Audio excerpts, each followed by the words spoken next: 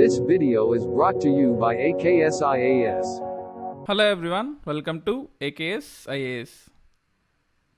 Current Affairs class 28th May 2020. ఈరోజు current affairs మీ అందరికి తెలిసే ఉంటుంది. నార్త్ వెస్ట్ ఇండియాలో మనకు ఇంకా చెప్పాలంటే Gujarat, Rajasthan, western UP, Madhya Pradesh, some northern Maharashtra. ప్రస్తుతానికి లోకస్ట్ అటాక్, మిడతల అటాక్ ఈ ఏరియాలో ఉంది, పంజాబ్ అండ్ హర్యానా కూడా. సో జనరల్గా ఇది సోమాలియా నుంచి స్టార్ట్ అయింది. Somalia, Iraq, Iran, at the same time మనకు ఆఫ్ఘనిస్తాను, పాకిస్తాను, ఇండియా మీదుగా ఈ మిడతలన్నీ కూడా వస్తూ ఉన్నాయి. ఇవి డెజర్ట్ మిడతలు.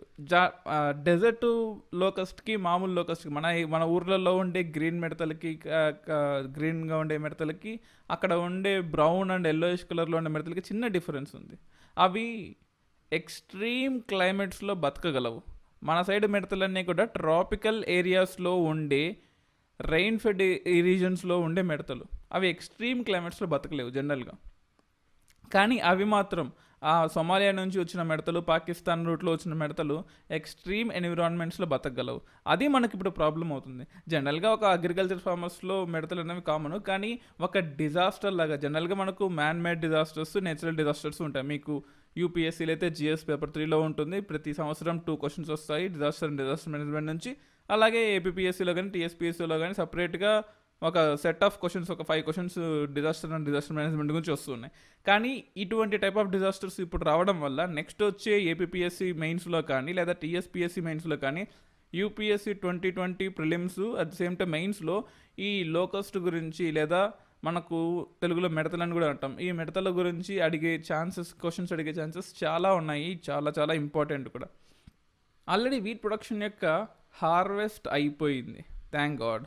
హార్వెస్ట్ అయిపోయి ఫుడ్ అంతా కూడా ఎఫ్సిఐ గోడౌన్స్లో ఆల్రెడీ స్టోర్ అయిపోయింది. అంటే ఆల్మోస్ట్ 80% ఫుడ్ అంతా కూడా మనకు హార్వెస్ట్ అయిపోయి, రబీ క్రాప్కి హార్వెస్ట్ అయిపోయి ఎఫ్సిఐ గోడౌన్స్లో సేఫ్గా ఉంది. కాబట్టి మనం ప్రస్తుతానికి ఈ డిజాస్టర్ నుంచి అంతో ఇంతో బయటపడగలం. అంటే డ్యామేజ్ ఏమీ లేదా అంటే ఉంది, డ్యామేజ్ ఖచ్చితంగా ఉంది.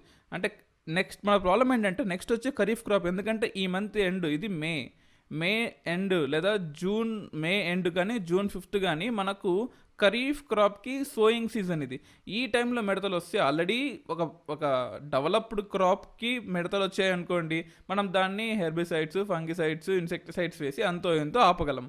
కానీ చిన్న చిన్న మొలకలుగా ఇప్పుడు మనం దీన్ని సో చేయాల్సి వస్తుంది ఖరీఫ్ క్రాప్లో. అది it can be wheat, it can be rice, ఏదైనా కావచ్చు. కానీ ఈ టైంలో ఖరీఫ్ క్రాప్కి ఏమైనా ఇబ్బంది వస్తుందేమో అని బాధ మనకు. సో అది మనం గుర్తుపెట్టుకోవాలి. సో పాకిస్తాన్లో ఆల్రెడీ అత్యవసర పరిస్థితి ప్రకటించి ఆల్మోస్ట్ దానికి ఒక 450 కోట్లు వాళ్ళ గవర్నమెంట్ ఇచ్చినా ఏ మాత్రం ఉపయోగం లేకపోయింది. అంటే మనం రకరకాల మన వెస్టర్న్ కంట్రీస్లో ఆల్రెడీ ఏ మెజర్స్ చేశారో మన కళ్ళ ముందే కనిపిస్తున్నా we are not able to do anything. So already మనం కరోనా వల్ల సఫర్ అవుతూనే ఉన్నాం, ఎందుకు తెలుసు. అన్ని సెక్టార్స్ సఫర్ అయ్యాయి, ఒక agriculture sectors okay. First time in the history of independent India తెలంగాణలో కానీ రకరకాల స్టేట్స్లో ప్రొడక్షన్ లెవెల్స్ విపరీతంగా పెరిగిపోయాయి. హార్వెస్ట్, సోయింగ్ అన్నీ పెరిగిపోయాయి, సీడ్స్ అవైలబిలిటీ పెరిగిపోయింది అనుకునే టైంలో మళ్ళీ ఒక బ్యాడ్ న్యూస్ వచ్చింది మనకు. సో రాజస్థాన్లో, మధ్యప్రదేశ్లో సేమ్ టైం మీరు చాలా ఏరియాస్లో పంట నష్టాలు జరిగాయి. సో దీనివల్ల మీకు ప్రధాన్ మంత్రి ఫసల్ బీమా యోజన ఉంది. ఫసల్ బీమా ఇదివరకు మనకు వెదర్ బేస్డ్ ఇన్సూరెన్స్ క్రాప్ స్కీమ్లో కానీ లేదా మిగతా వాటిల్లో మనకు ఈ పురుగులకి, లోకస్ట్కి ఇన్సూరెన్స్ కవర్ చేసేవాళ్ళు కాదు. కానీ మనకు ప్రధానమంత్రి ఫసల్ బీమా యోజన ఇంక్లూడ్ చేయబట్టి, the first time integration of all schemes ఉండబట్టి ఈ లోకస్ట్కి కూడా మనకు ప్రస్తుతానికి ఫసల్ బీమా యోజనలో కవర్ అవుతుంది. సో థ్యాంక్స్ టు ఫసల్ బీమా యోజన. కానీ ఒకప్పుడు ఈ యోజనలో మనకు ఈ లోకస్ట్ కానీ, పురుగులు కానీ ఏమైనా వస్తే కవర్ అయ్యేవి కాదు. సో అది కూడా గుర్తుపెట్టుకోవాలి. సో మనకు పంజాబ్లో, అట్ ద సేమ్ టైం రాజస్థాన్లో, జైసల్మీర్లో, జోధ్పూర్లో విమానాలంటే చిన్న చిన్న విమానాలు, అంటే డ్రోన్స్ ఇక్కడ ఉద్దేశం. డ్రోన్స్తో పిచికారీ చేస్తున్నారు, పెస్టిసైడ్స్ చేస్తున్నారు. అట్ ద సేమ్ టైం వాడిని బెదరగొడుతున్నారు, సౌండ్స్ చేస్తున్నారు. రకరకాల ఏరియాస్లో రకరకాల ప్రాసెస్లతో చేస్తుంటే కొంచెం రిలీఫ్ ఉంది, అంటే జైసల్మేర్లో కొంచెం రిలీఫ్ ఉందంట. బట్ మిగతా ఏరియాస్లో కూడా సో ఇప్పుడు చూడండి, this is not a time to go ఒక్కో స్టేట్ ఒక్కోలా చేస్తే కుదరదు. అన్ని స్టేట్స్ ఒక నేషనల్ ఇంటిగ్రేషన్గా ఫామ్ అయ్యి వెంటనే మెజర్స్ చేసుకోవాలి. ఎందుకంటే ఓకే, రబీ క్రాప్కి నష్టం చేకూరలేదు అనుకోవచ్చు, కానీ నెక్స్ట్ వచ్చే ఖరీఫ్ క్రాప్కి నష్టం అయితే ఖచ్చితంగా ఉంటుంది, అది గుర్తుపెట్టుకోవాలి. దీని మీద ఇంగ్లీష్లో కూడా ఇంకో ఆర్టికల్ ఇచ్చారు హిందూ పేపర్లో. లోకస్ట్ వార్నింగ్ ఆర్గనైజేషన్ LWO అని చెప్పేసి చూడండి, ఇక్కడ జోధ్పూర్లో one of the biggest affected area Jodhpur, Jaipur అండి, అది గుర్తుపెట్టుకోవాలి. At the same time once significant outbreak starts, it last for about 2 years అండి. సో ఎందుకంటే అవి రీప్రొడక్షన్ స్టార్ట్ అవుతాయి, ఎందుకంటే దాని యొక్క లైఫ్ టైం తక్కువ కాబట్టి అవి with in a span of 18 to 20 days reproduction start చేస్తాయి. రీప్రొడక్షన్ స్టార్ట్ చేసి ఎగ్స్ లే చేసి with in a span of 30 to 32 daysలోనే అవి మళ్ళీ రీగ్రోత్ అయిపోతాయి. అంటే చిన్న చిన్న ఎగ్స్ కూడా పేరెంట్ అంత సైజుకి 1 monthలో అయిపోతాయి. సో మనం 1 to 2 monthsలో కనుక దీన్ని ఆపలేకపోయామంటే నెక్స్ట్ జనరేషన్ ఆఫ్ మిడతలు కూడా అవి ఇండియాలోనే పుట్టి ఇండియాలోనే నాశనం చేస్తూ ఉంటాయి. So we all have a grace time of 1 to 2 months. ఈ 1 to 2 monthsలో కనుక మీరు దాన్ని ఆపలేదు, నెక్స్ట్ వచ్చేది మనకు రైనీ సీజన్. ఈ రైనీ సీజన్లో దాని యొక్క గ్రోత్ 20 to 30% ఎక్కువ ఉంటుంది. సో అది కనుక జరిగితే there will be a disaster for kharif crop అని ఈ ఆర్టికల్లో ఇచ్చాడు. At the same time, the breeding locust which will threaten farmers are indirect fallout of the warming Indian Ocean. చూడండి, the breeding locust which are threatened, చూడండి, it is not just మనం ఆలోచించేది కేవలం మన లోకల్ ప్రొడక్షన్ కోసం ఆలోచిస్తున్నాము, కానీ ఇక్కడ statement చూడండి, విచ్ ఈస్ అంటే నమ్మడానికి కొంచెం, అంటే వినడానికి కొంచెం నమ్మశక్యంగా లేదు, కానీ ఇది నిజమే. The breeding locust which threaten farming are indirect fallout for the warming of Indian Ocean, as some meteorologists suggest shortfall because of El Nino season or warming of the equatorial Pacific. So ఇదంతా కూడా climate చేంజ్కి సంబంధించింది. Climate change వల్లే ఇవన్నీ కూడా India అంతవరకు వస్తున్నాయి. అంటే El Niño రీజన్లో కానీ warming of Pacific ocean, Indian ocean జనరల్గా మనకి ఇక్కడ అంటార్టిక్ ఓషన్ ఉంటుంది కింద, మధ్యలో మనకు ఇండియన్ ఓషన్ ఉంటుంది. ఇండియన్ ఓషన్ నుంచి ఒకటి బే ఆఫ్ బెంగాల్కి నీళ్ళు వస్తాయి, ఒకటి అరేబియన్ సీకి నీళ్ళు వస్తాయి. సో ఇండియన్ ఓషన్ నుంచి జనరల్గా అంటార్టిక్ సీకి చల్ల నీళ్ళు వస్తూ ఉంటాయి, కానీ ఇండియన్ ఓషన్ వామ్ అవుతూ ఉంది. ఇండియన్ ఓషన్ వామ్ అయ్యే కొద్దీ అరేబియన్ సీ కూడా వామ్ అవుతుంది. సో అందువల్ల ఇవి రూట్ మార్చుకొని ఇండియాకి వచ్చింటాయి. ఫస్ట్ టైం కదా జరిగింది. చూడండి, మీకు ఆల్రెడీ లాస్ట్ క్లాస్లో చెప్పాను, మనకు సైక్లోన్ అంఫను జనరల్గా 1 వీక్ నుంచి 2 weeks టైంలో, లేదా ఇంకా 10 days టైంలో కేటగిరీ 1 నుంచి కేటగిరీ 5కి వెళ్ళాల్సిన సైక్లోను 18 hours కేటగిరీ 1 నుంచి కేటగిరీ 5కి వెళ్ళిపోయి సూపర్ సైక్లోన్గా మారిపోయింది. అంటే ఇది కూడా క్లైమేట్ చేంజ్కి సంబంధమే కదా. మీకు ఇంకో ఆర్టికల్ కూడా చూపిస్తాను లాస్ట్లో, సైక్లోన్ ఓకీ గురించి కూడా ఉంది. సో ఈ సైక్లోన్ ఓకీ కూడా క్లైమేట్ చేంజే. సో ఇది కూడా అంటే ఈ లోకస్ట్ అటాక్ కూడా క్లైమేట్ చేంజ్కి ఒక ఇండికేషన్ అని చెప్పేసి ఈ ఆర్టికల్ ఇన్సిస్ట్ చేస్తుంది, అది గుర్తుపెట్టుకోవాలి మనము. So this is all. My name is Dinesh DVD. Have started a radio for UPSC. దాన్ని మీరు గానాలో, యాపిల్ పాడ్కాస్ట్లో, గూగుల్ పాడ్కాస్ట్, స్పాటిఫైలో ఉండొచ్చు. ఇది కంప్లీట్లీ ఫ్రీ అండి. So I just want help aspirants for preparing for UPSC. So ఇవి డౌన్లోడ్ చేసుకుని, యాప్స్ డౌన్లోడ్ చేసుకుని ఏదైనా యాప్ కానీ యూపీఎస్సీ రీడ్ అని టైప్ చేయండి, will get all the details of that. So next article is అన్నదాతకు బంధ విముక్తి. మనకు ఫార్మింగ్లో 2 types ఉంటాయండి. అంటే రకరకాల క్లాసిఫికేషన్స్ ఉన్నాయి ఫార్మింగ్. ఏ క్లాసిఫికేషన్ చేసుకుని, క్లైమటాలజికల్ క్లాసిఫికేషన్ చేసుకోవచ్చు, సాయిల్ క్లాసిఫికేషన్ చేసుకోవచ్చు. మనకు ఫార్మింగ్ అంటే intense farming, extensive farming classification తీసుకోవచ్చు. 2 రకాలు అంటే రకరకాల క్లాసిఫికేషన్స్ 2 రకాలు ఉన్నాయి. కానీ ఈ ఆర్టికల్లో చెప్పిన 2 రకాలు ఏంటి అంటే, ఒకటి freedom to choose cropping pattern, 2 government insisted pattern. Government చెప్తుంది మీరు ఏ క్రాప్ వేయాలి, ఏ సీజన్లో ఏ సీడ్స్ సో చేయాలి, ఎంత వాటర్ యూజ్ చేయాలి, పెస్టిసైడ్ ఎంత యూజ్ చేయాలి, మీరు ఎంత క్రాప్ అవుట్పుట్ తీసుకురాగలరు, మేము ఎంత కొనుక్కుంటాము, ఎంఎస్పి ఎంత మేమే ఫిక్స్ చేస్తాము, లేదా ఎంఎస్పి కుదరకపోతే ప్రొక్యూర్మెంట్ ప్రైస్ మేమే ఫిక్స్ చేస్తామని గవర్నమెంటే కొన్ని రూల్స్ అండ్ రెగ్యులేషన్స్ ఒక క్రాప్కి పెడుతుంది. లేదా ఫార్మర్స్ వాళ్ళ యొక్క ఇండిపెండెంట్ డెసిషన్స్తో వాళ్ళకి నచ్చిన క్రాపింగ్ ప్యాటర్న్స్ని, వాళ్ళకు వచ్చిన క్రాపింగ్ ప్యాటర్న్స్ని వేసుకుంటూ వెళ్తారు. రెండింటి వల్ల కొన్ని నష్టాలు ఉన్నాయి, కొన్ని లాభాలు ఉన్నాయి. ఇప్పుడు ఫార్మర్స్కి ఫ్రీడమ్ ఇచ్చామనుకోండి, డైవర్సిటీ కాపాడగలం మనం. ఇప్పుడు మీకు తెలిసే ఉంటుంది 1980sలో, అట్ ద సేమ్ టైం 1760sలో కూడా, అంటే ఇండస్ట్రియల్ రెవల్యూషన్కి స్టార్ట్ అవ్వక ముందు, at the same time 1900 British వాళ్ళు వెళ్ళిపోయిన ఒక 10-15 years తర్వాత ఇటలీలో మనకు పొటాటోకి ఒక డిసీజ్ వచ్చింది. సో ఇటలీలో మొత్తం అంటే కంట్రీ మొత్తం కూడా పొటాటో తప్ప ఏ క్రాప్ పండించరు. Potato, citrus fruits such as strawberry, grapes పండిస్తాయి. స్ట్రాబెర్రీ గ్రేప్స్తో వాళ్ళు వైన్ ప్రొడక్షన్ చేస్తారు, స్ట్రాబెర్రీస్ని ఎక్స్పోర్ట్ చేస్తారు, పొటాటోస్ని వాళ్ళ ఓన్ కన్జంప్షన్కి వాడుతూ ఉంటారు. కానీ పొటాటోస్కి ఒక వైరస్ రావడం వల్ల, ఒక ఫంగల్ డిసీజ్ రావడం వల్ల ద హోల్ పొటాటో క్రాపింగ్ ప్రాక్టీషన్ కంప్లీట్గా కొలాప్స్ అయిపోయింది. సో మొత్తం ఇటలీ మొత్తం కూడా లైక్ ఫుడ్కి లేక it has directly importing from rest of the countries. అప్పుడు వాళ్ళ ఎకానమీకి స్టేక్ వచ్చింది, వాళ్ళ ప్రొడక్షన్కి స్టేక్ వచ్చింది, వాళ్ళ లైవ్లీహుడ్కి కూడా స్టేట్ వచ్చింది. ఒకే ఒక రీజన్ ఏంటంటే కంట్రీ మొత్తం కూడా ఒకే క్రాపింగ్ ప్యాటర్న్ ఫాలో అయ్యారు. సో ఇది ఇక్కడే కాదు, చాలా కంట్రీస్లో ఉంది. వాళ్ళు జనరల్గా మనకు టెంపరేట్ కంట్రీస్ అంటాం. టెంపరేట్ కంట్రీస్ అంటే కోల్డ్ కంట్రీస్. అంటే లాటిట్యూడ్స్లో చూసుకున్నట్లయితే మనకు ప్రపంచంలో ఈ 0 degrees లాటిట్యూడ్ దగ్గర ట్రాపికల్ అయితే జనరల్గా మనకు 30 degrees నుంచి 60 degrees ఉండే లాటిట్యూడ్స్ ఏవైతే ఉన్నాయో, ఈ 30 to 60 degrees ఉండే లాటిట్యూడ్స్ చాలా చల్లగా కోల్డ్గా ఉంటాయి. వాటిని టెంపరేట్ కంట్రీస్ అంటారు. ఆ టెంపరేట్ కంట్రీస్లో మనకు సింగిల్ యూజ్ ఆఫ్ అగ్రికల్చర్ వాడుతూ ఉంటారు. ఎందుకంటే అక్కడ కోల్డ్ రీజన్స్ ఉంటాయి కాబట్టి డైవర్సిటీ పెద్దగా ఉండదు, గ్రోత్ ఆఫ్ ప్లాంట్స్ పెద్దగా ఉండదు. సో ఇవి రీజన్స్, రెయిన్ఫాల్ తక్కువ ఉంటుంది కాబట్టి, ఎందుకంటే ఇవి హై ప్రెజర్ జోన్స్. కానీ ఇండియా లాంటి రీజను, ట్రాపికల్ ఏరియాస్లో ఉండే లాంటి రీజను, హైఫాల్ ఉన్న రీజను, డైవర్సిటీ ఆఫ్ రెయిన్ఫాల్ ఉన్న రీజన్స్లో మనం సింగిల్ ప్యాటర్న్కి వెళ్తే ఎంత నష్టం చేకూరుతుంది అంటే, ఫ్యూచర్లో ఎక్కడైనా ఒక ఎక్స్పోర్ట్ని కానీ లేకపోతే పర్టికులర్ డిసీజ్ వచ్చిందనుకోండి. ఇప్పుడు జనరల్గా మనము తెలంగాణలో రైస్ ప్రొడక్షన్ కాకుండా కాటన్ ప్రొడక్షన్కి వెళ్ళాలనుకుంటున్నాము. కానీ కాటన్కి బోల్వామ్ అనే డిసీజ్ ఉంది, పింక్ బోల్వామ్ అంటుంటాము. ఇది హై ఈల్డింగ్ వెరైటీస్ వాడినప్పటికీ కూడా ఈ పింక్ బోల్వామ్ అటాక్ అవుతూనే ఉంది. మరి ఫ్యూచర్లో ఇది మళ్ళీ తిరిగి అటాక్ అవ్వదని గ్యారంటీ ఏంటి? అప్పుడు తెలంగాణ మొత్తం కూడా స్టేక్లో పడిపోయే అవకాశం ఉంటుంది కదా. So like controlling of agriculture, లేదా మనకు ఒక particular pattern in agriculture follow అయితే దానిలో నష్టాలు ఉన్నాయి. దాన్ని ఇంగ్లీష్లో హిందీలో కూడా సేమ్ ఆర్టికల్ అలాగే ఇచ్చారు, enjoying the fruits of their labour. మనము లేబర్ని వాడుకుంటూ, లేబర్ నుంచి వచ్చే అవుట్పుట్స్ని వాడుకుంటూ, కానీ వాళ్ళకి ఫ్రీడమ్ ఇవ్వకపోతే, farmers deserve the freedom of market, ఇది ఇంపార్టెంట్. సో ఇంకో ఆర్గ్యుమెంట్ కూడా ఉంది, ఫ్రీడమ్ ఇవ్వకూడదు ఫార్మర్స్కి అని. ఎందుకు ఇవ్వకూడదు అంటే దానికి ఒక రీజన్ ఉంది.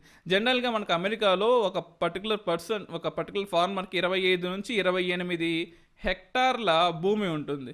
ఇండియాలో ఒక పర్టికులర్ ఫార్మర్కి 0.9 హెక్టార్ల భూమి ఉంటుంది. 25 నుంచి 28 హెక్టార్ల భూమి ఉంటే తన ఇష్టం వచ్చినట్టు ఎక్స్టెన్సివ్ ఫార్మింగ్ చేయొచ్చు. మనకు ఒక పర్టికులర్ ఒక్కొక్క ఫార్మరు ఒక్కొక్క ఇండస్ట్రియల్ ఇన్పుట్ని తీసుకొని, లేకపోతే హార్వెస్టింగ్ మిషన్స్, లేకపోతే సోయింగ్ మిషన్స్, లేకపోతే పెస్టిసైడ్స్, డ్రోన్స్ యూజ్ చేసుకొని పెస్టిసైడ్ చేయడం, ఇలాంటివన్నీ మెకనైజ్ చేస్తాడు, అవుట్పుట్ ఎక్కువ వస్తుంది. కానీ ఇండియాలో మనకు ఉండేది 0.9 హెక్టార్. అందులో ఒక ఫార్మర్ కొంచెం సగం ఎకరం ఒకలా వేస్తాడు, సగం ఎకరం ఇంకోలా వేస్తాడు. లేదా అంటే ఒక 10 ఎకరాల్లో ఒక 5-6 రకాల క్రాప్స్ ఉండే కంట్రీ మంది. అలాంటి టైంలో ఫార్మ్ మెకనైజేషన్ పనికిరాదు. అంటే కొత్తగా ఇండస్ట్రియలైజేషన్ తీసుకురావాలి ఫార్మింగ్లో అంటే కుదరదు. ఎందుకంటే ఒక పర్సన్ ఒకలా ఫార్మ్ చేస్తాడు, ఇంకో పర్సన్ రైస్ కల్టివేట్ చేస్తాడు, ఇంకో పర్సన్ షుగర్ కేన్ కల్టివేట్ చేస్తాడు. రైస్కి ఏమో సోయింగ్ టైం వస్తుంది, షుగర్కి ఏమో ఆ టైంలో సోయింగ్ రాదు. వీటేమో పర్టికులర్లీ కంప్లీట్గా డిఫరెంట్గా ఉంటుంది. ఒక మిషన్ తీసుకొస్తే తనకి డబ్బులు వేస్ట్ అవుతాయి అనమాట. లేదా గవర్నమెంటే వీళ్ళకి మిషన్స్ హెల్ప్ చేద్దాం అనుకున్న ఫార్మర్స్కి ట్రాక్టర్స్ కానీ, సోయింగ్ మిషన్స్ కానీ, హార్వెస్టింగ్ మిషన్స్ కానీ ఎక్స్ట్రా మనీ ఖర్చు అవుతుంది. ఎందుకంటే ఒక మిషన్ ప్రొక్యూర్ చేసుకుంటే 0.9 హెక్టార్కి పనికొస్తుంది. సో అలా కాకుండా అందరి చేత ఒకే క్రాప్ కనుక పండిస్తే అది గవర్నమెంట్కి డబ్బులు మిగులుతుంది. మెకనైజేషన్ ఆఫ్ అగ్రికల్చర్ని మనం చేయొచ్చు, మనం స్టార్ట్ చేయొచ్చు. దానివల్ల అవుట్పుట్ పెరుగుతుంది. At the same time heavy industries కానీ, లేకపోతే మనకు food processing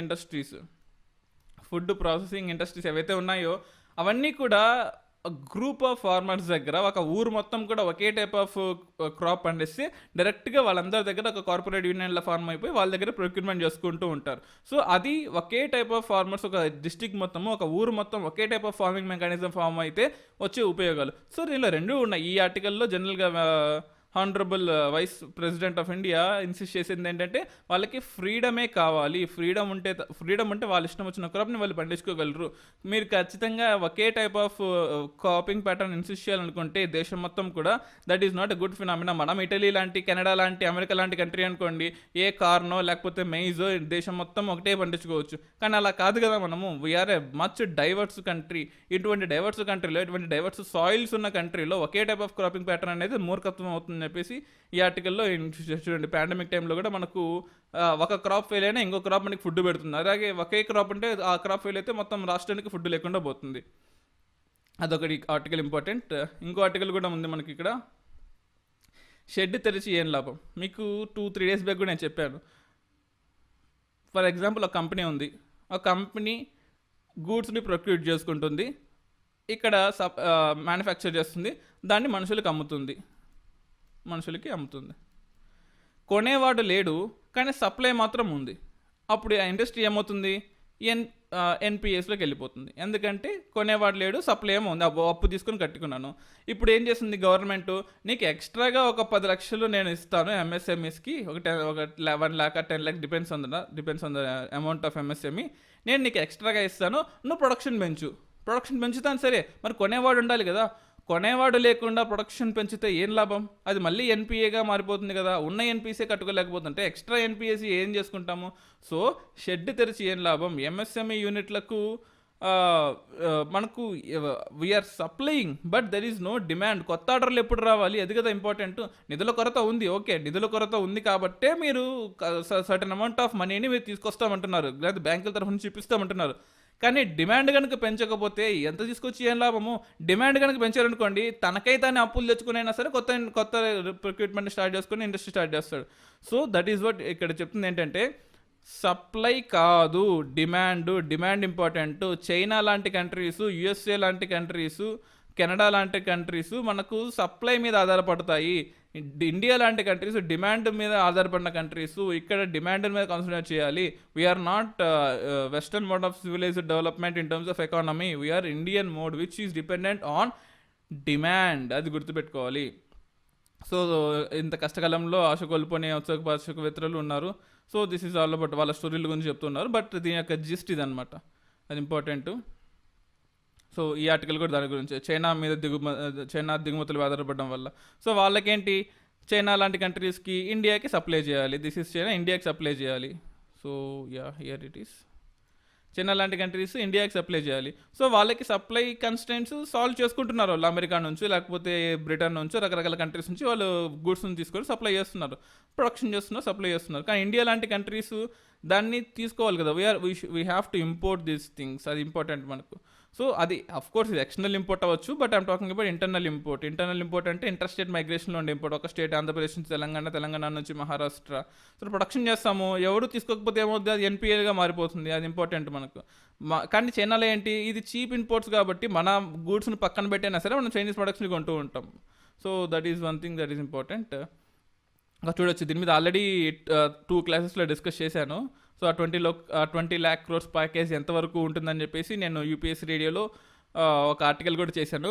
all you have to do is Gaana యాప్ని డౌన్లోడ్ చేసుకుని, మీకు తెలిసి ఉంటుంది గానా యాప్ డౌన్లోడ్ చేసుకొని యూపీఎస్సీ రేడియో అని టైప్ చేయండి. So you can listen all about current affairs and all everything. Next ఇంకో ఆర్టికల్ కూడా ఉంది, ఎస్బీఐ వడ్డీ రేట్ల కోత. చూడడానికి ఇది చిన్న ఆర్టికలే, కానీ ఇక్కడ మనం గుర్తుపెట్టుకోవాలి ఏంటంటే, అన్ని వ్యవధుల ఫిక్స్డ్ డిపాజిట్ల రేట్లను స్టేట్ బ్యాంక్ ఆఫ్ ఇండియా మరోసారి తగ్గించింది. సో చూడండి, ఫిక్స్డ్ డిపాజిట్లు for example these are people, common man, this is SBI. ఇక్కడ ఈ బ్యాంక్ ఇచ్చింది కాబట్టి దీన్నే తీసుకుంటున్నాను. ఇది గవర్నమెంట్ ఆఫ్ ఇండియా, మధ్యలో ఆర్బీఐ. ఒకప్పుడు ఆర్బీఐ ఎపెక్స్ బ్యాంక్ ఉండేది, ఇప్పుడు కేవలం ఒక టూల్ లాగా మారిపోయింది గవర్నమెంట్ చేతిలో. So no controversies please. But ఈ ఎస్బీఐ ఉంది. ప్రజలు ఈ టైంలో అంటే 2 months లాక్డౌన్ అవ్వడంలో ప్రజల దగ్గర ఖచ్చితంగా సేవింగ్స్ ఉంటాయి, డబ్బులు ఉంటాయి. ఈ డబ్బుల్ని జనరల్గా ఇన్వెస్ట్ చేయాలి. ఇన్వెస్ట్ ఎక్కడ చేస్తారు? స్టాక్స్లో చేస్తారు, లేదా ఏదైనా ఇండస్ట్రీస్లో చేస్తారు, లేదా సర్వీస్ సెక్టర్స్లో చేస్తారు, లేదా ల్యాండ్స్ కొనడం ఇవన్నీ చేస్తారు. సో ఇప్పుడు యాక్టివిటీస్ లేనందువల్ల స్టాక్స్ అన్ని కుప్పగొలిపోయాయి, ఇండస్ట్రీ సెక్టర్స్ పనిచేయట్లేదు, సర్వీస్ సెక్టర్స్ యాక్సెప్ట్ చేయట్లేదు, ల్యాండ్ వాల్యూస్ అన్ని పడిపోయాయి. సో ఇప్పుడు తన దగ్గర ఉండే డబ్బులు ఏం చేయాలి? Safest place is deposit in bank. వాడు 3% వడ్డీ ఇచ్చినా సరే నాకు సేఫ్, అది ఇంపార్టెంట్. సో ఉన్న డబ్బులన్నీ ఈ బ్యాంకులో డిపాజిట్ చేశాము. ఇప్పుడు బ్యాంకుల దగ్గర బర్డెన్ ఎక్కువైపోయింది. లాక్డౌన్ ముందు బ్యాంకుల దగ్గర 1 lakh crores ఉండేవి, 1 to 1.2 lakh crores ఉండేవి. లాక్డౌన్ తర్వాత 8.5 lakh crores ఉందండి బ్యాంకుల దగ్గర. అంటే బ్యాంకుల దగ్గర ఎంత వడ్డీ ఉంటుంది? ఓకే, డబ్బులు ఉన్నాయి, వడ్డీ ప్రెజర్ ఉంటుంది. కానీ ఈ డబ్బుల్ని ఎవరు తీసుకోకపోతే, ఇండస్ట్రీస్ తీసుకోవట్లేదు, ఎందుకు తీసుకోవట్లేదు? మాకు కొనేవాడు ఎవరు లేడయ్యా, మాకు కొనేవాడు ఉంటేనే కదా మేము డబ్బులు తీసుకుంటాము. సో కొనేవాడు లేడు, మేము ఇండస్ట్రీస్ తీసుకోము, మార్కెట్ తీసుకోవట్లేదు, మనం లోన్లు ఎందుకు తీసుకుంటాం అనవసరంగా. ఇప్పుడు నేను కొత్త ఇల్లు కొనుక్కోవాలనుకుంటున్నాను, నా అక్కడికి ఇప్పుడు కొనుక్కున్న నేను ఈఎంఐ కట్టే పరిస్థితుల్లో లేను కదా. సో నేను కొత్త ఇల్లు కొన్ను, సో నేను బ్యాంక్ దగ్గర నుంచి మనీ తీసుకోను. ఇండస్ట్రీస్ కానీ మామూలు మార్కెట్ కానీ ఎంఎస్ఎంఈలు కానీ అగ్రికల్చరల్ లేబర్స్ కానీ ఎవరు డబ్బులు తీసుకోవడానికి రెడీగా కూడా లేరు ఇప్పుడు. సో బ్యాంకుల దగ్గర ఎక్కువ డబ్బులు దాచిపెట్టుకుంటే ఏమవుద్ది, వడ్డీ ఎక్కువ పే చేయాలి. ఇప్పుడు ఏం చేశారు, సో నాకు బ్యాంకుకి డబ్బులు వద్దు అని చెప్పారు. ఏం చేయొచ్చు, డబ్బులు వద్దు అంటే ఆర్బీఐకి ఇచ్చేయచ్చు, ఆర్బీఐకి రివర్స్ రెపో రూపంలో ఇచ్చేయచ్చు. కానీ బ్యాంక్ ఏం చేసింది, ఈ రివర్స్ రెపో రేట్ని తగ్గించింది. అంటే దాని అర్థం ఏంటి, మీరు ఆర్బీఐ దగ్గర డబ్బులు దాచిపెట్టుకుంటే మీకు వడ్డీ తక్కువ వస్తుంది అని ఆర్బీఐ చెప్పింది. మరి ఇంకేం చేయాలి, ఒకే ఒక ఆప్షన్, లోన్లను ఫ్రీగా ఇచ్చేయాలి, ఇంట్రెస్ట్ ఫ్రీ లోన్లు ఇచ్చేయాలి, విచ్ ఈస్ ఇంపాసిబుల్. ఎందుకంటే దానివల్ల ఎన్పిఎస్ ఫామ్ అవుతాయి. సో ఒకే ఒక ఆప్షన్ ఏంటి, ఎఫ్డిఐలను తగ్గియాలి. మీరు నా దగ్గర అంటే ప్రజలారా, మీరు ఎస్బీఐ బ్యాంక్ దగ్గర డబ్బులు దాచిపెట్టుకుందాం అనుకుంటున్నారా, నేను ఫిక్స్డ్ డిపాజిట్ రేట్లను తగ్గించుకున్నాను, సో దానివల్ల మీకే నష్టం నా దగ్గర పెట్టుకుంటే, మీ దగ్గర డబ్బులు మీ దగ్గర పెట్టుకోండి, సో ద లిక్విడిటీ ఇంక్రీజ్ అవుతుంది అని బ్యాంకుల ఉద్దేశం అనమాట. సో ఇక్కడ అంత ఇవ్వలేదు అఫ్ కోర్స్, బట్ దీని యొక్క మెయిన్ ఇంట్రెస్ట్ అదే అనమాట. నెక్స్ట్ ఇంకో ఆర్టికల్ కూడా ఉంది, భూసారమే సర్వమని. సో దేశ ఆర్థిక వ్యవస్థలో వ్యవసాయం కీలక పాత్ర పోషిస్తున్న అన్నదాతలు మాత్రం అంటే ఇక్కడ మెయిన్ ఏం ఇన్సిస్ట్ చేశారంటే సాయిల్ టెస్టింగ్ ల్యాబొరేటరీస్ కావాలని చెప్పారు. సో ప్రతి ఒక్క డిస్టిక్లో మనకు ఇండియాలో ఉండే 700+ డిస్టిక్స్లో మనకు 700 డిస్టిక్ కలెక్టర్స్ ఉన్నారు. ప్రతి ఒక్క కలెక్టర్ సాటర్డే మార్నింగ్ కానీ లేకపోతే సండే కానీ కూర్చొని, అంటే నాట్ డిస్ట్రిక్ట్ కలెక్టర్ ఎవరైనా కావచ్చు, ఆఫీస్లో ఉండేవాళ్ళు సాయిల్ టెస్టింగ్ ల్యాబొరేటరీని స్టార్ట్ చేస్తారనమాట. అంటే ఆ డిస్ట్రిక్ట్లో ఉంటే ఫార్మర్స్ ఎవరైనా కానీ మీరైనా నేనైనా మన ఫార్మింగ్ ఏరియాస్లో ఉండే సాయిల్ని కలెక్టరేట్ ఆఫీస్ తీసుకెళ్తే వాళ్ళు దాన్ని టెస్ట్ చేసి, అయ్యా మీ సాయిల్లో నైట్రోజన్ ఎంత ఉంది, ఫాస్ఫరస్ ఎంత ఉంది, అమ్మోనియా ఎంత ఉంది, జింక్ కూడా కలిసి ఉంది, ఇవి నష్టము, ఇది లాభము, ఇది అలా రకరకాలుగా కొన్ని ఫార్ములాస్ చెప్పి మీకు ఒక షీట్ ఇస్తారు. మీరు ఈ ఫెర్టిలైజర్స్ని వాడండి, ఈ పెస్టిసైడ్స్ని వాడండి, ఈ ఫంగిసైడ్స్ని వాడండి, మీకు ఏప్రిల్లో ఫంగస్ వచ్చే అవకాశం ఉంది, మార్చిలో మీకు డ్రాట్ వచ్చే అవకాశం ఉంది, మీకు ఈ రిజర్వాయర్స్ నుంచి మీరు ఇంత నీళ్ళు తీసుకోవచ్చు అని ఒక బ్లూ ప్రింట్ లాగా ఇస్తాను అనమాట. ఆ బ్లూ ప్రింట్ను చూసి ఫార్మర్స్ వాళ్ళకే డెవలప్ అవ్వాలి, అంటే వాళ్ళకే ఇన్ఫర్మేషన్ స్టార్ట్ అవ్వాలి. సో ఇక్కడ ఆర్టికల్లో అఫ్కోర్స్ ఇండైరెక్ట్గా ఏ నెలల్లో చూడండి, కేంద్ర రాష్ట్ర ప్రభుత్వాలు భూసార పరీక్ష చేసి ఏ రైతులు ఏ పంటలు ఏ నెలల్లో వేయాలో సూచించడానికి భూసార కార్డులు జారీ చేస్తున్నాయి. సాయిల్ హెల్త్ కార్డ్ అంటాం, సాయిల్ హెల్త్ కార్డ్. సో నేను పర్సనల్గా have been to collectorate office, నేను నా కళ్ళతో చూశానండి. సో సాయిల్ టెస్టింగ్ ల్యాబొరేటరీస్లో ఎలా పనిచేస్తారు, సో ఒక బ్లూ ప్రింట్ ఇస్తారనమాట. అందులో ఉంటుందన్నమాట మీ పేరేంటి, ఎన్ని ఎకరాలు ఉన్నాయి, మీరు మీ సాయిల్లో pH వాల్యూ ఎంత ఉంది, మీ దానిలో బేస్ వాల్యూ ఎంత ఉంది, సో మీరు కొంచెం సిట్రస్ ఫ్రూట్స్ ఒక క్రాప్ సిట్రస్ ఫ్రూట్స్ వేయండి, సో ఆటోమేటిక్గా pH వాల్యూ న్యూట్రల్ అయిపోతుంది. గ్రేప్స్ కానీ స్ట్రాబెరీస్ కానీ వేయండి, అవి చనిపోయినా సరే, మీకు పంట రాకపోయినా సరే మీరు వేయండి, వేసేసి ఒక 2 months వదిలిపెట్టండి, సో మీకు ఈజీగా పంట న్యూట్రల్ అయిపోతుంది. అలా రకరకాల మంచి సజెషన్స్ ఇస్తారండి, చాలా ఇంపార్టెంట్ ఇది. అంటే ఇండియా డెవలప్ అవ్వాలి అంటే soil testing laboratories, soil health cards district collectorates చేతిలో ఉండేవన్నీ కూడా చాలా ఇంపార్టెంట్, అది గుర్తుపెట్టుకోవాలి. సో అది ఇంపార్టెంట్. సో చూడండి ఇక్కడే మనకు సూక్ష్మజీవుల్లో నేలలో ఉండే సుప్రసిద్ధంగా ఉండే సూక్ష్మజీవుల్లో సహజీవనం చేస్తాయి. అట్ ది సేమ్ టైమ్ నేల, వేళ్ళు, ఆకుల ఉపరితలం, విత్తనాల చుట్టూ లోపల ఉండే బ్యాక్టీరియా ఉంటాయి. సో వీటన్నిటి గురించి ప్రయోగశాలలో పెంచవచ్చు. అట్ ద సేమ్ టైం చెప్తారనమాట, మీరు మీ డిస్టిక్లో ఇక్కడ ఒక ల్యాబొరేటరీ ఉంది, అక్కడ మీకు ఈస్ట్ ఇస్తారు, లేకపోతే గవర్నమెంట్ సంబంధించిన పెస్టిసైడ్ ఇస్తారు, మీకు పెస్టిసైడ్ ఇస్తారు, ఫంగిసైడ్ ఇస్తారు, వాళ్ళకు అడ్రస్ కూడా ఇస్తారు, బ్యాక్ సైడ్ ఉంటుంది అడ్రస్. సో అడ్రస్కి వెళ్ళి మనం కొనుక్కోవచ్చు కూడా. సో మనం అనుకుంటాం గవర్నమెంట్ పట్టించుకోవట్లేదని, government is taking every step, but మనకే ఇన్ఫర్మేషన్ రావట్లేదు, ఫార్మర్స్కి ఇన్ఫర్మేషన్ రావట్లేదు. సో ఎడ్యుకేటెడ్ ఫార్మర్స్ ఎవరైనా ఉంటే ప్లీజ్ మీ ఫార్మర్స్ని, మీ ఫెలో ఫార్మర్స్ని ఎడ్యుకేట్ చేయండి. It is your duty to make sure ప్రతి ఒక్కరూ ఈ సాయిల్ హెల్త్ కార్డ్లో పార్టిసిపేట్ అయ్యే విధంగా చూడండి, ఖచ్చితంగా అది హెల్ప్ అవుతుంది వాళ్ళకి. That is one thing. And ఇంకో ఆర్టికల్ కూడా ఉంది, నేపాల్ ప్రధానికి ఎదురు దెబ్బ అని. సో మీకు తెలిసే ఉంటుంది, లీపు లేక్ పాస్ దగ్గర అదంతా మా ల్యాండ్ అని చెప్పేసి, అంటే ఒక ట్రై జంక్షన్ అనమాట లీపు లేక్ పాస్. దాని గురించి కూడా మీకు ఎక్స్ప్లెయిన్ చేశాను ఆల్రెడీ. సో ఒక సైడ్ ఇండియా, ఒక సైడ్ చైనా, ఒక సైడ్ నేపాల్. ఈ ట్రై జంక్షన్ పాస్ మాది అని చెప్పేసి నేపాల్ వాదిస్తూ ఉంది. దానికి చైనా ఇండైరెక్ట్గా సపోర్ట్ ఇస్తూనే ఉంది. ఒక స్టేట్మెంట్ కూడా వచ్చింది, చైనా ఏం చెప్పిందంటే Nepal is independent country, it can do anything it want అని. దాని అర్థం ఏంటో మీకు తెలుసు, నాకు తెలుసు. సో రాజకీయ చిత్రపటానికి మార్పులు పోయి కలిసిరాని విపక్షాలు. సో ఆపోజిషన్ పార్టీస్ చూడండి, నేపాల్కి ఇప్పుడు చైనా సపోర్ట్ ఉండొచ్చు, కానీ ఫ్రమ్ ద పాస్ట్ 60 years నేపాల్కి ఎప్పుడు ఇండియా సపోర్ట్ చేస్తూనే ఉంది. దాన్ని ఎవరు మర్చిపోదు. Neither the Nepal people will forget. Of course ఒకటి రెండు తప్పులు మనం చేస్తుండొచ్చాము పాస్ట్ 5-6 yearsలో. ఒకసారి గూడ్స్ అని ఆపేసి ఒక తప్పు చేసాం, బట్ దానికి we should not call it as a mistake, but దానికి స్ట్రాటజిక్ ఎత్తుగడలో అవి మనం డిస్కస్ చేసుకునేంత లెవెల్ కూడా కాదు మంది. సో అది ఇంటర్నేషనల్గా డిస్కస్ చేసుకుంటారు. బట్ ఇక్కడ మనం గుర్తుపెట్టుకోవాలి ఏంటంటే India is always helping Nepal irrespective of the thing. ఎందుకంటే మనకు నేపాల్ ఎర్త్క్వేక్ వచ్చినప్పుడు కూడా ఇండియా చేసినంత సహాయం ప్రపంచంలో ఏ దేశము ఏ కంట్రీకి చేయలేదని చెప్పేసి అప్పట్లో నేపాల్ ప్రధానే చెప్పారు. సో దానికి ఇప్పుడు కొన్ని ఫ్యాక్టర్స్, చైనా లాంటి ఫ్యాక్టర్స్ ఇంక్లూడ్ అయ్యి నేపాల్ని ప్రోత్సహించడము, ఇది మీరు ఫైట్ చేయండి, మీకు మేము ఉన్నాము, మీకు హెల్ప్ చేస్తామని చెప్పడము, ఆ కాలాపాని రివర్ దగ్గర గొడవలు కానీ, లేక ఇల్లిపుల్లే పాస్ దగ్గర గొడవలు కానీ, ఇవన్నీ కూడా it is irritating. Of course ఇండియాకి ఇరిటేట్ చేస్తుంది, వాళ్ళ ఓన్ డెవలప్మెంట్కి ఇరిటేట్ చేస్తుంది. ఎందుకంటే India is in the verge of growth. అంటే ఇండియా ఇటు రీజనల్గా కానీ గ్లోబల్గా కానీ it gonna be a super power in the near future. ఎందుకంటే you know that the drug which are producing the pharma sector industry we are having. కానీ ఈ టైంలో ఇండియాతో గొడవ పెట్టుకోవాల్సిన అవసరం లేదు అని చెప్పేసి అపోజిషన్ పార్టీ వాళ్ళు దానికి ఆ బిల్కి సపోర్ట్ కూడా ఇవ్వలేదు. అంటే కొత్తగా మార్చిన ఏరియాస్తో నేపాల్ గవర్నమెంట్ స్టార్ట్ చేసిన ఈ బిల్లుకి అపోజిషన్ పార్టీలు ఇవ్వలేదు సపోర్ట్. అయితే సైనిక వర్గాలు కూడా సపోర్ట్ ఇవ్వలేదండి. That's a great thing about Indian డెమోక్రసీని కాపాడితే డెమోక్రసీ మనల్ని కాపాడుతుంది. So you can see here మనకు ప్రాబ్లం. మనకు ఇంకోటి ఏంటంటే మనకు ఇక్కడ ఉండేది మన గ్రేటర్ హిమాలయాస్ రేంజెస్, ఇక్కడ ఉండేది మనకు మహాభారత్ రేంజెస్, కింద ఉండేది శివాలిక్ రేంజెస్. ఈ గ్రేటర్ హిమాలయాస్ నుంచి మనకు రివర్లని కిందకు వస్తూ ఉంటాయి. మీరు ఇక్కడ చూడొచ్చు, రివర్లని కిందకు వచ్చేటప్పుడు ఇక్కడ మనము యూపీకి ఎంటర్ అయ్యేటప్పుడు మనము ఇక్కడ హైడ్రో ఎలక్ట్రిసిటీ ప్రాజెక్ట్ స్టార్ట్ చేసాం. హైడ్రో ఎలక్ట్రిసిటీ ప్రాజెక్ట్స్, ఈ ప్రాజెక్ట్స్ని స్టార్ట్ చేసి ఎలక్ట్రిసిటీని జనరేట్ చేసి కొంచెం నేపాల్ వాళ్ళకి ఫ్రీగా ఇచ్చేస్తున్నాం అనమాట. అంటే ల్యాండ్ మీది ప్రాజెక్ట్ కాస్ట్ మాది, ఎలక్ట్రిసిటీ ప్రొడక్షన్ మాది, మీకు 50% షేర్ ఇస్తాము, అలా ఇచ్చుకుంటాం. అలా అన్నపూర్ణ పీక్ దగ్గర నుంచి గండక్ దగ్గర, కోసి దగ్గర, సప్తకోసి అంటే 7 కోసులు కలుస్తాయి ఆల్మోస్ట్. ఈ సప్తకోసిల దగ్గర పెట్టాము, రకరకాల గండక్ దగ్గర పెట్టాము, గాగ్రా దగ్గర పెట్టాము, రకరకాల రివర్స్ దగ్గర పెట్టాము, మనం హిల్స్ దగ్గర పెట్టి వాళ్ళకి ఫ్రీగా పవర్ సప్లై చేస్తున్నాం.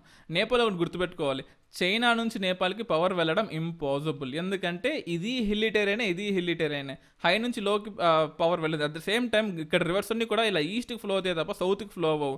So China cannot help Nepal. Maybe ఫైనాన్షియల్గా 1 or 2 years సపోర్ట్ చేయగలదు తప్ప ఫ్యూచర్లో ఉండాల్సిన ఎలక్ట్రిసిటీ ప్రొడక్షన్ అంతా, లేకపోతే చైనాకి మనకు నేపాల్కి కావాల్సిన అగ్రికల్చర్ ప్రొడక్షన్ అంతా కూడా ఇండియానే ఇన్ని రోజులు ఇస్తుంది. సో వన్స్ ఇండియా కనుక స్టాప్ అయితే చైనాకి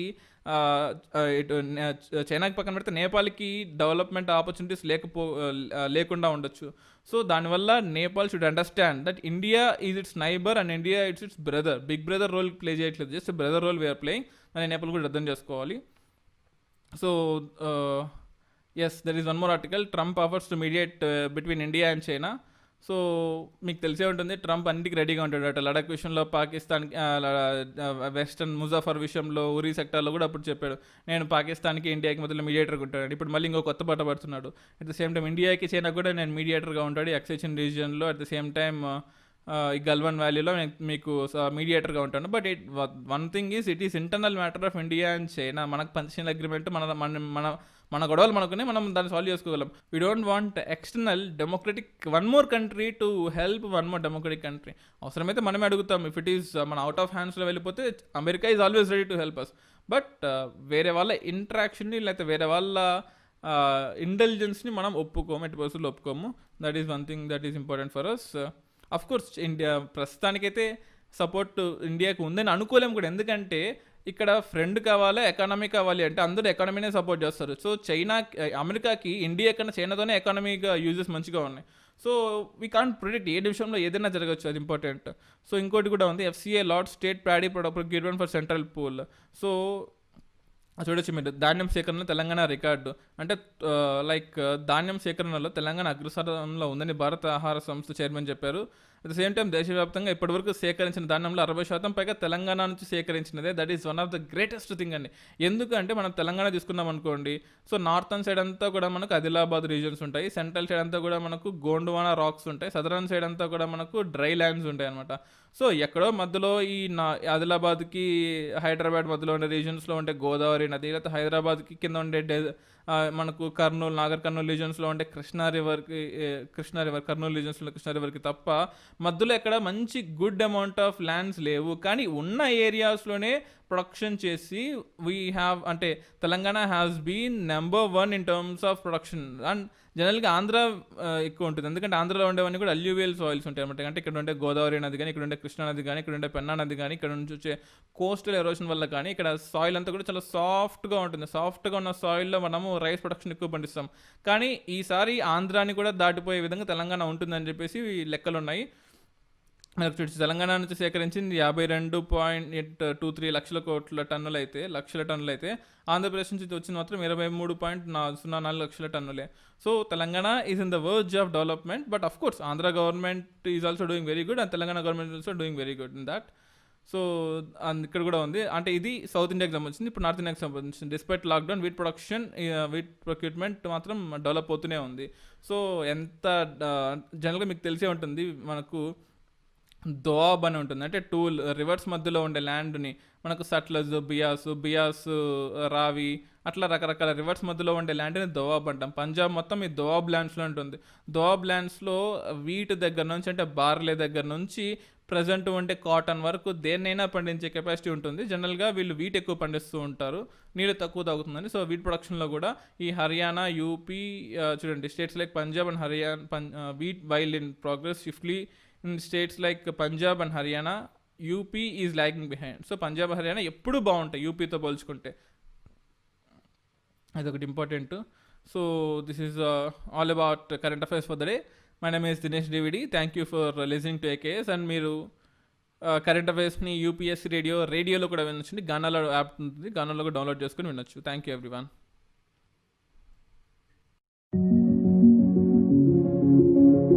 This video is brought to you by AKS IAS.